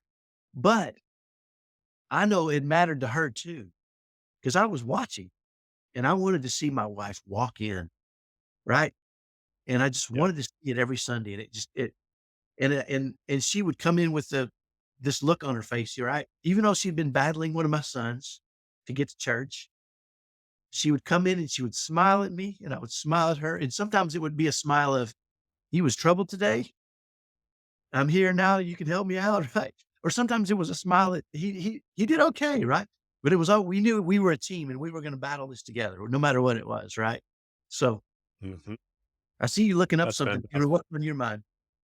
Well, I was just looking up. So Adam Smith is an economist, and I'm an armchair economist. I love Yeah. those type of things. But this is one of the best quotes about what men desire. And I think it applies to women, but to a lesser degree. Or maybe, you know what? It's not to a lesser degree. It's just more complex for them. I think it's simple for men. And it's man naturally desires not only to be loved, but to be lovely, or to be that thing which is the natural and proper object of love. And I just love that quote. Anyway, so That's that's so true. How can you argue with that, right? Now, a lot of men yeah, won't say that because it's not a very masculine thing to say, but it's true. I think we all have that desire. It's one of the 6 basic human needs, right? You want love and I don't connection. know. So where does that fall? Because you got shelter and food and shelter or No, water, no, and the then 6 basic human needs are different. okay. Yeah, 6 basic human needs. There's Tony Robbins talks about 6 basic human needs. Oh, Yeah. gotcha. Certainty, variety, I think it's significance, love and connection, growth, and I wanna say the last one is contribution, maybe. I might be getting those wrong. Somebody can fact check me. But All right. It's Maslow's hierarchy of needs is the one I yeah, was that's thinking you were. different. Yeah. Well, But this one actually is different than the one I was saying. So this is mm, actualization, achieving one's potential, esteem, accomplishment, love, belonging, safety, and psychological.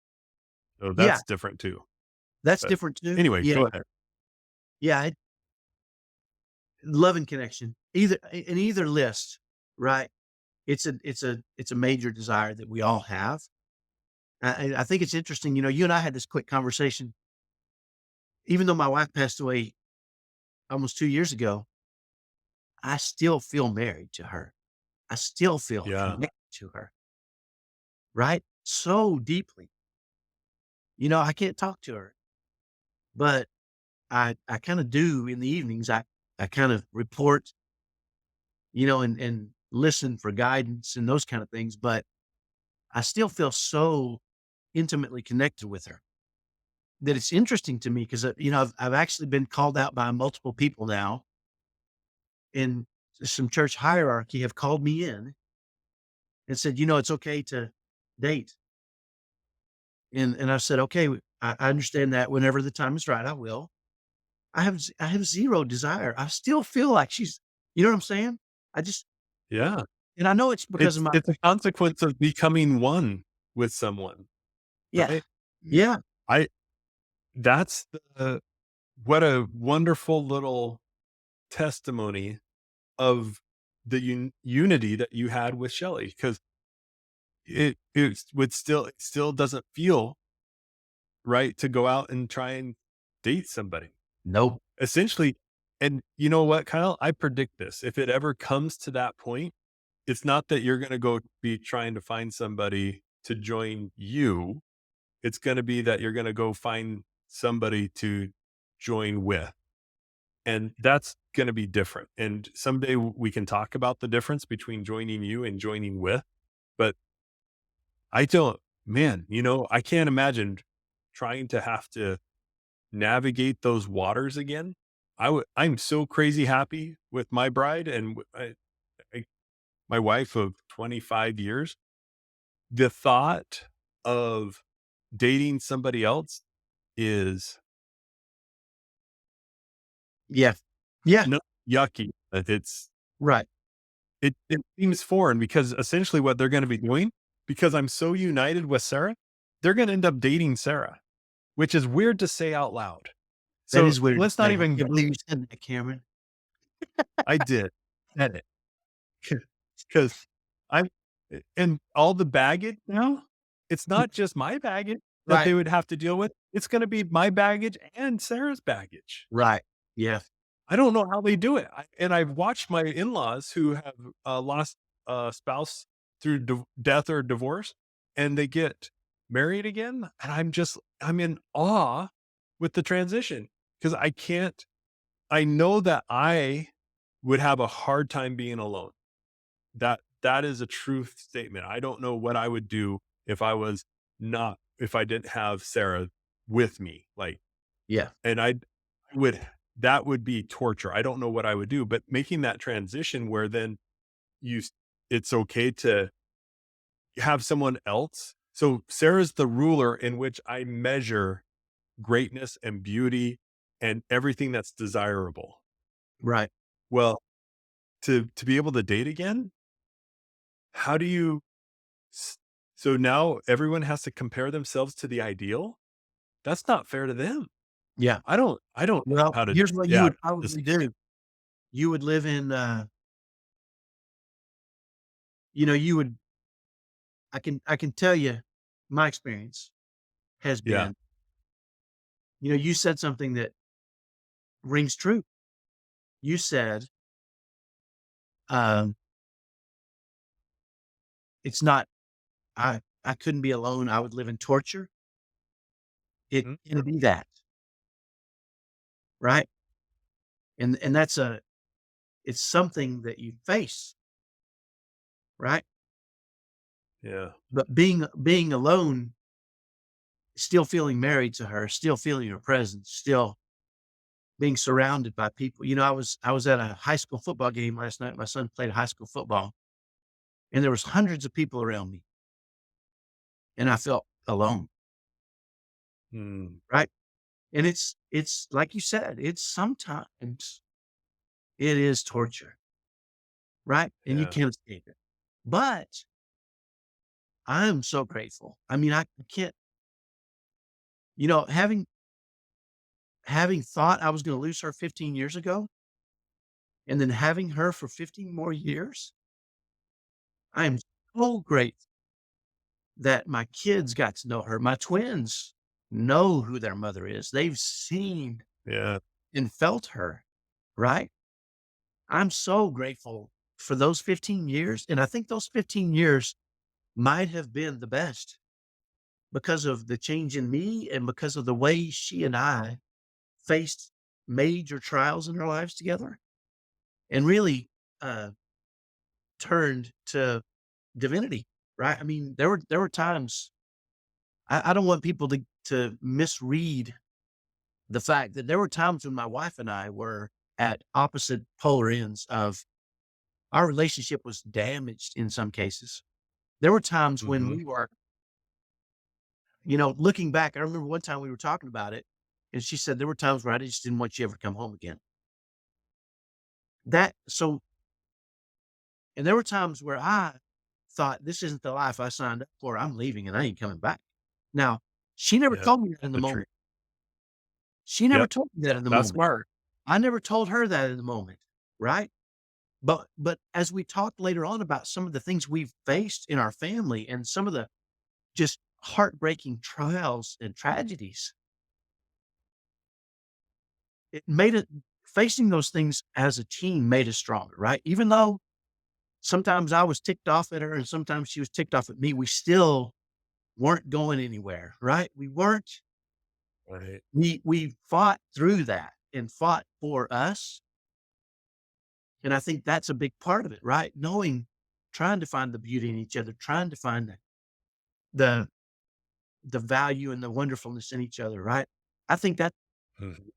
is just a huge part of it because I'm promised no good marriage is not going to go through situations where you think, holy crap, this is what I expected, right? And it's going to be, I'm telling you, from I don't want to be here anymore. This is my thought, and her telling me down the road, I didn't want you to ever come home again. Again, I'm not suggesting we say that in real time. I'm suggesting we have these look backs and we say, "We've been through some hard stuff," right? And Mhm. it made us stronger. So for when I say top 1% happy marriage, I don't want people to think they were soulmates or no, dude, this is work. Uh, This is Soulmates, that's a fun discussion no. because the world's definition of a soulmate is a load of crap. Yeah, You can become soul united and mates, where your spirit and body combined with their spirit and body combined is a unit. That is true. I believe you can become that. The idea that you happen upon somebody and it just clicks and works for the rest of your lives together, Right. where it's not work to become, Yeah. oh, that just does not resonate as true. It's Yeah. work, and It's it's worth worthwhile. it is worthwhile. Yeah.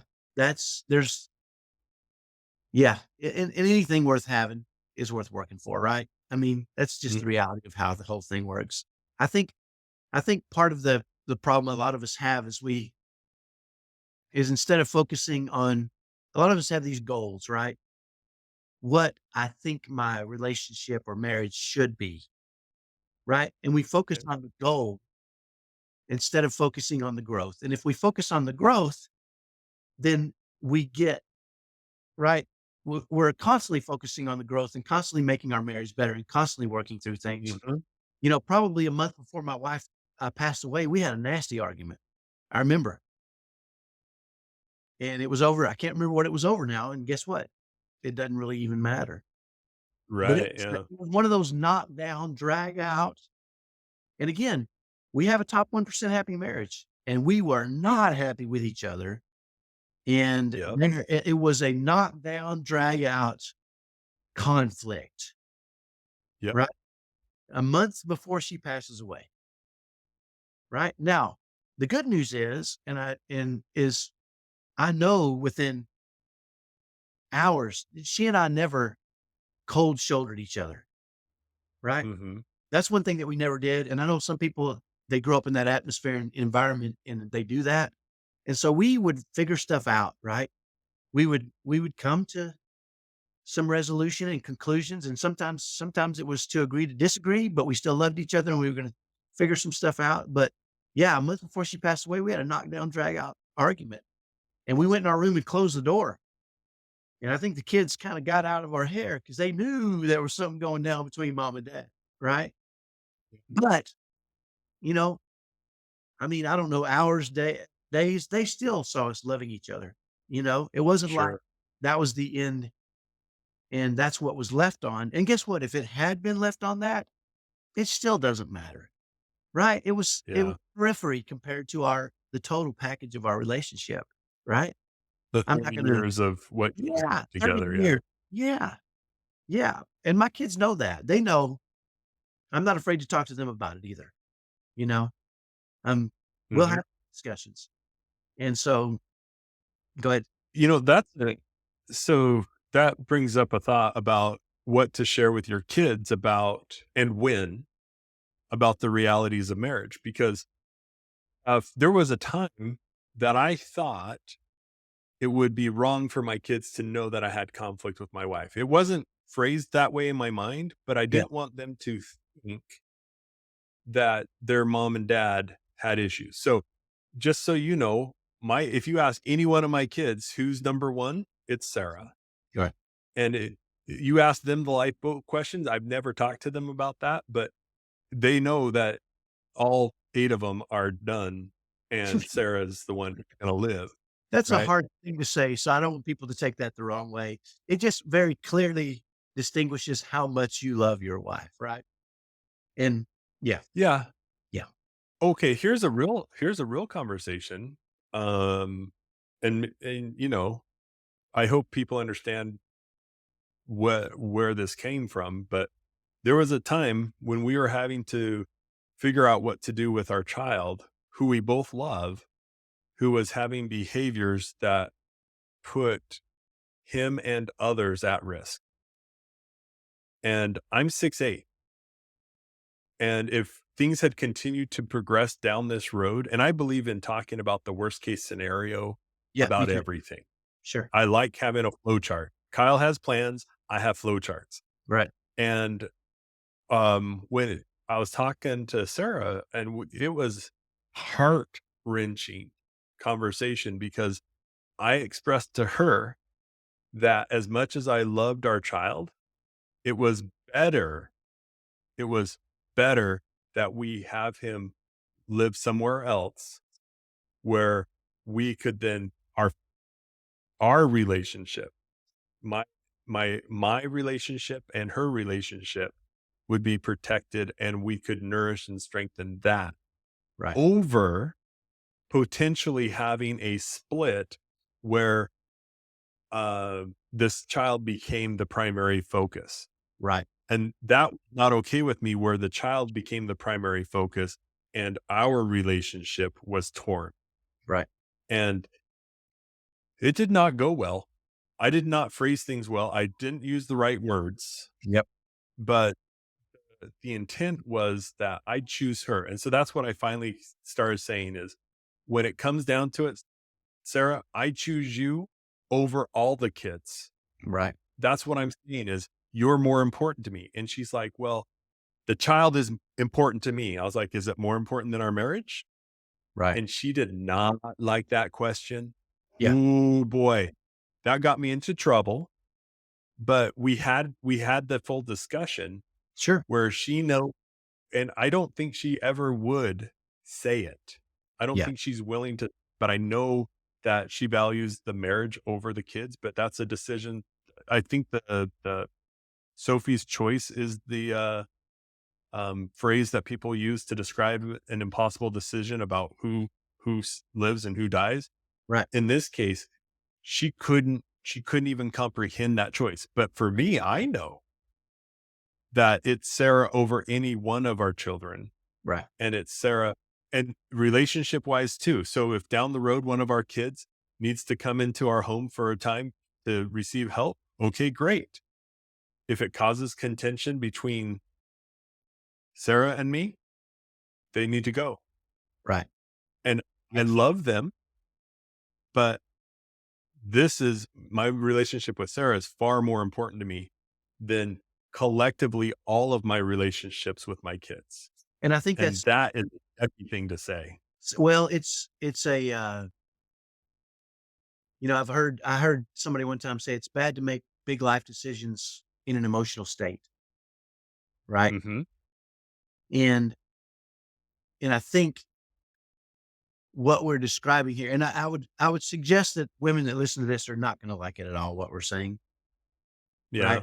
Well, Because maybe they can gain some understanding about maybe how the we inner feel, yeah, workings of yeah, a fella. yeah. Well, and here's the bottom line too. Eventually, hopefully, your kids will grow up and be gone, right?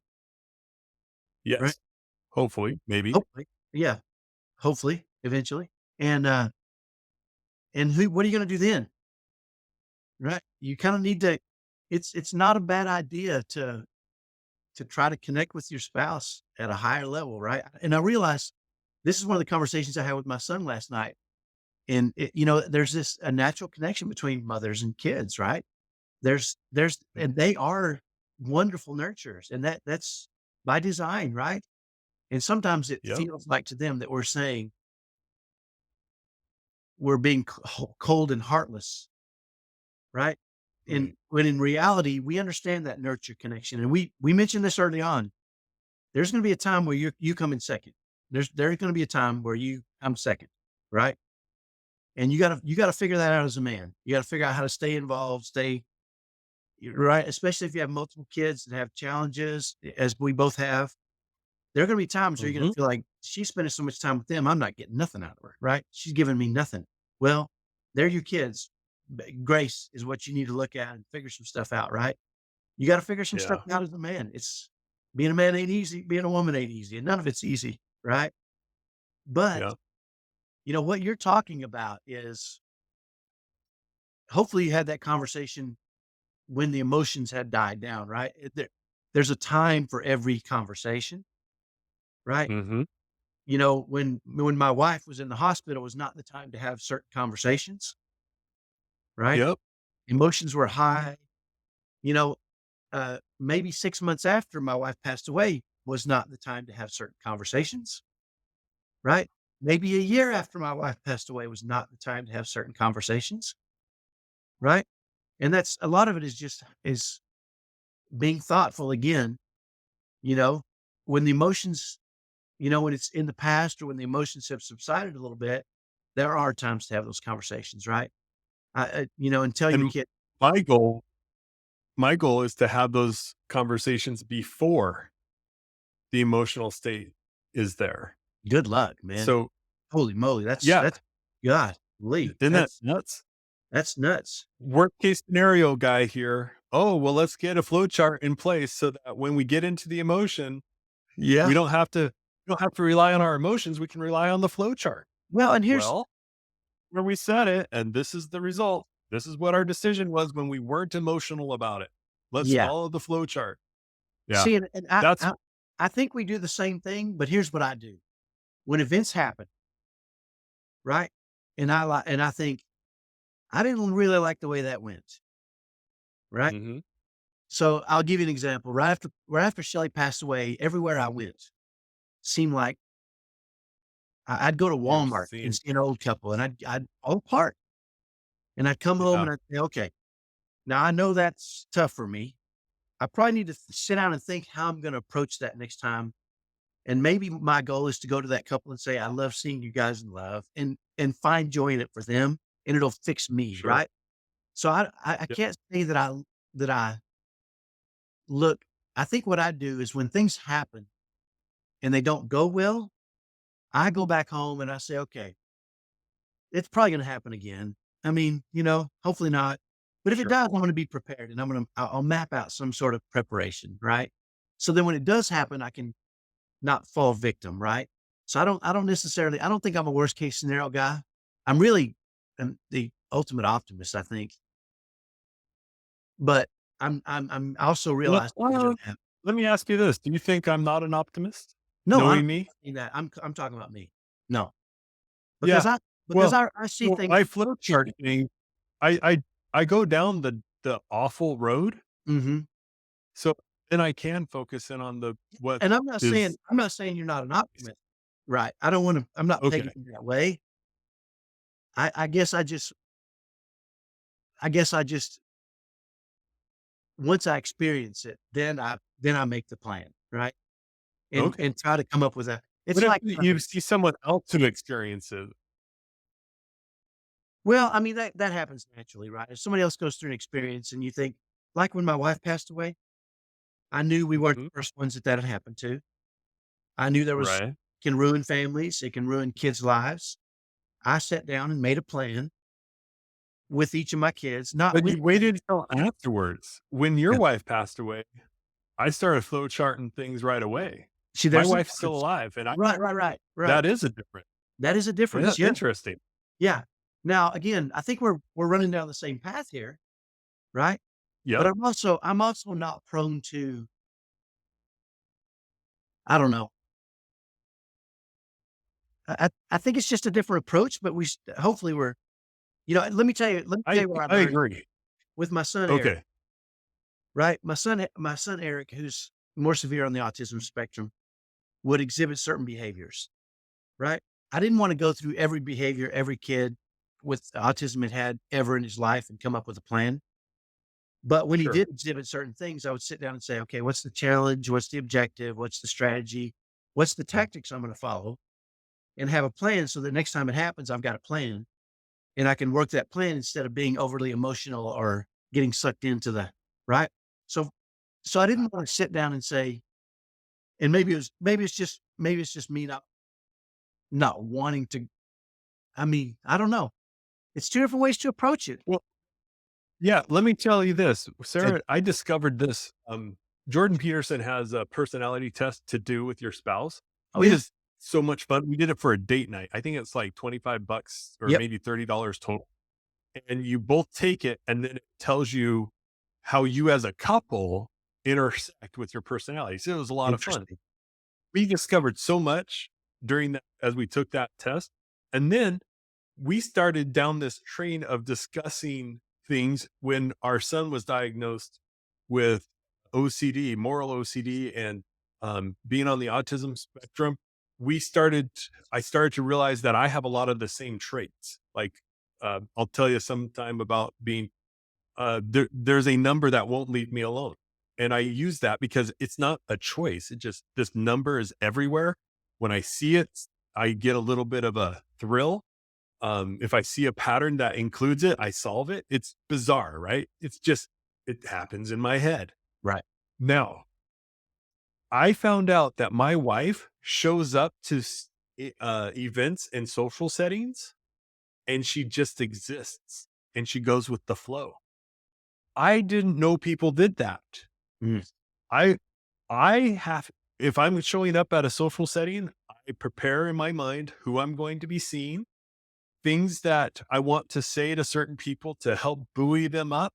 I I have this plan and a flow chart to deal with conflict if conflict arises. I have a whole thing before I show up. And my wife, she's like, that's so much work. I just show up. I was like, how can you just show up? right. So it's different strokes for different folks. And for Sure. me, I plan for everything. My wife used to make fun of me because I'd be driving in the car and move my hands, and she's like, "Who are you talking to now?" Because I prepare for conversations, and it's why some people think I'm really quick-witted. No, I've just been thinking about the subject before for Gotcha. ages, you know? So there's a different method, and for me, it's all pre, which Gotcha. is okay. There are some big downsides to it because I faced a lot of demons that a lot of people don't ever have to face. For example, my son who was tortured by suicide ideation, he's still alive. Thank goodness. I'm grateful for that. I've mentally, I have prepared for his death so far to have written the talk I will give at his funeral. People don't do that. That's torture. But for me, it was very freeing and liberating because now I know what the worst case scenario is that I can imagine. I'm no longer Right. scared of that. And I can work and focus in on avoiding the worst case scenario. So Gotcha. you're right. Different people are different. Right. Yeah. Well, either way, back to our original subject, cleaving. Yeah. I think the idea that you just let it happen is, I told somebody recently, they said they were living on hope and faith, right? And I said, Mm, hope and faith is wonderful, but you need a plan too. And they said, what? I yeah. said, let's make a plan. And they said, "Well, it says to rely on hope and faith." I said, yeah, I agree. Now let's make a plan. I said, a plan is where you take action on your hope and faith, right? You know what I'm Yeah. saying? I mean, and I, again, I'm not the kind to pre-plan everything, every event, but Hmm. certainly if something causes me distress or frustration, I'm also the guy that if I get offended by something, I start to ask myself, why am I offended by that? What is it that I need to figure out about me that doesn't allow people to say whatever they want to say and somehow I'm hurt? I don't want Right. anyone Yeah. else hurting me, right? I shouldn't let somebody else's words hurt me. So where do I lack confidence? What position do I feel isn't stable? So whenever I get frustrated with somebody, I always think, okay, what's wrong with me that I'm getting frustrated? Am Yeah. I not just giving them space or, so I'm always looking within. And I think that's probably um, a, a part of how we've been able to create the world we created in our family with our kids that are on the spectrum and all those things is that we have hope, we have faith. I have a lot of hope and a lot of faith, but I Yep. also had a plan. I mean, we also developed a plan and worked at cleaving unto each other, right? I'm not sure it comes naturally. I don't know if it does or not. Maybe for some people it does, you know, I don't know. But I do know that if you work at it, if you come up with an idea and you work at it, then you're taking action towards those things, right? Yeah. And If you have faith, that should lead to action it because you should, believe it's possible. right? So there should be some action. What advice would you give? And then I'll share my advice. What advice would you give to someone who's just starting out in marriage, how to work to cleave unto your spouse and none else? Golly, that's a loaded question, isn't it? That's so Yeah. loaded. Well, first of all, I would say be patient. It may take 20 years for your spouse to know you love them, Okay. Yeah. even though, even though you've done nothing out of the ordinary. I mean, I almost think that if you can get through, right? If you can work together to get through the tough stuff, It's gonna Mhm. bind you together, right? And I say work together to get through the tough stuff. One of the things my wife and I did is we had this little trigger in our relationship, right? We were not above divorce. She and I never looked at each other and said, it can't happen to us. We knew we were not above anything, right? We knew we had to work. And so one of the things we did was whenever we found out about a friend or an acquaintance who was getting divorced, we would Mhm. stop everything we were doing and we would say, okay, let's sit down and let's talk about some areas where I need to improve and just tell me in a loving manner what I can do to love you more and be better. And Yeah. we might have a heated discussion about this, but let's have it, right? And it happened almost yearly, right? You hear about people that are getting divorced. And if that's a trigger, if you hear about somebody or your wife hears about somebody that's getting divorced, it can happen to you too. Don't think. It can. Mhm. And if you say, "You know what? Yep. I don't want it to happen to me. Let me go talk to my wife and say, how can I be a better husband? How can I be a better father?" And make effort. And Yeah. if she's willing to say, "How can I be a better mother and wife?" And be gentle, be kind, be loving, right? And treat each other with that. That would be, if I were to say anything, that would probably be it. Is take those moments to lovingly share with each other how you can make each other happier, right? What you can do to fulfill each other higher. And I think that's a powerful thing to do. If you're doing that consistently, and if you connect it to someone else getting a divorce, it'll happen often enough where you won't ever not stop doing it, right? So I'm sad to Yeah. say, but how about No, you? that's great. What would your advice be? So first of all, make decisions to act regardless of others' behavior, including your spouse. So you choose how you're going to be, regardless of how they're treating you or how the situation is, and make that independent because that's the grace you need to recognize. If you're trying to grow, you're going to be working on things that you're working on. They're going to be working on things that they're working on. And the things that they want you to work on might not be the things you're working on right now. You'll get to them and vice versa. So allow enough grace, enough space for you to continue to work on the things that you're trying to work on to be the best possible spouse you can and allow them enough room to work on the things that they are working on and recognize that even if there's something that is really causing you angst and anxiety and hardship, it's okay because that won't change the fact that you're still trying to work on becoming better. And then probably the next thing is in order to cleave unto none else, it's okay to go through hard things. Identify it, don't avoid it, and then try and go through it together. And if you come up with a plan of action to overcome those things or a flow chart in my case, make sure that your companion, your spouse is on board with it. Don't do it unilaterally. Don't make the decision and then act on it. Make sure that you're cleaving unto her and none else, or in my case, her and none else instead of just yourself and none else. Because Right. that's a lone man in the wilderness. Yeah. So that's my advice. Yeah. And maybe the best way to close this thing up is we all need checks and balances, right? I mean, you said it, a lone man in the wilderness. It's all of us need someone that loves us that will tell us you're running down the wrong path here, right? Yep. Be open to that, and be willing to put your ego aside and you can, even if somebody's wrong, even if they're completely wrong, Mhm. it makes sense to at least listen, right? You can Yeah. find stuff that, when your ego's out of the way, you can really make changes in your life that are going to be beneficial to you and to your spouse, and don't take your spouse for granted. I'm from experience, and I don't think I did. You know what I'm saying? I really don't. I have a friend of mine after my wife passed away. It didn't make me feel better in the moment, but it does Yeah. now. He said, "At least she knew how deeply," right? She knew how deeply you loved her. There's no question, right? Yeah. And it gives me comfort. And I think she still does. I think she feels it now, probably even more.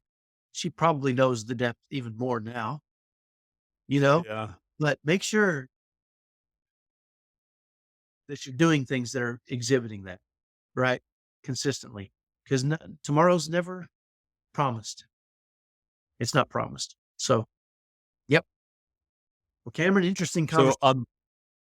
yeah, I was gonna say, so on the note of cleave unto your wife and none else before it's too late. No, that's it's not the best title, but there you go.